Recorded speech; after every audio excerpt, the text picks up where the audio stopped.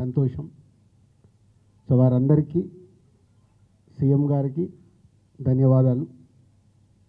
అలాగే ప్రభుత్వం నుంచి అవార్డ్స్ వస్తున్నాయి అంటే ఏ స్టేట్ అన్న కానీ ఫ్యూచర్లో ఇప్పుడు ఆంధ్రప్రదేశ్లో కూడా అవార్డ్స్ స్టార్ట్ అవుతాయి.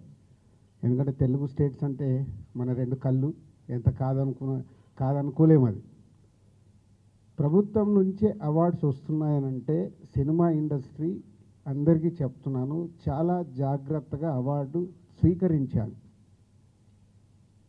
మనం ఎన్ని షూటింగ్లలో బిజీగా ఉన్నా ఎక్కడున్నా ప్రభుత్వం నుంచి ఒక అవార్డు వస్తుందంటే అది మన రెస్పాన్సిబిలిటీ. గవర్నమెంట్తో జర్నీ చేయాల్సిన బాధ్యత సినిమా ఇండస్ట్రీలో ఉండే ప్రతి ఒక్కరికి.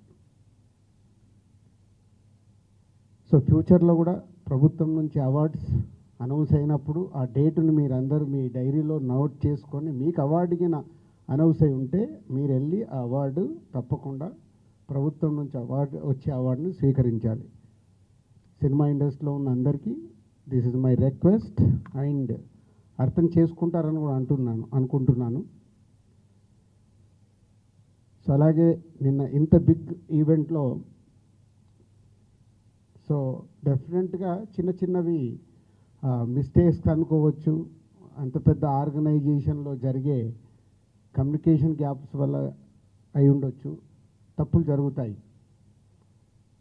అలా ఎవరికన్నా ఎక్కడన్నా చిన్న ఈ కమ్యూనికేషన్ దానివల్ల ఎక్కడన్నా మీరు హర్ట్ అయి ఉంటే అక్కడికి వచ్చిన వాళ్ళు ఎవరైనా సో ఎఫ్డీసీ తరఫున చైర్మన్గా నేనే క్షమాపణలు కోరుకుంటున్నాను. ఎందుకంటే మేము ఆర్గనైజ్ చేశాం కాబట్టి అందరినీ ఈవెంట్ కంప్లీట్ అయ్యే వరకు జాగ్రత్తగా చూసుకోవాల్సిన బాధ్యత మాదే. ఎక్కడన్నా డెఫినెట్గా ఇలాంటివి జరిగి ఉంటాయని నేను ముందు జాగ్రత్తగానే నేను చెప్తున్నాను. సో స్పెషల్గా మీడియా మిత్రులందరికీ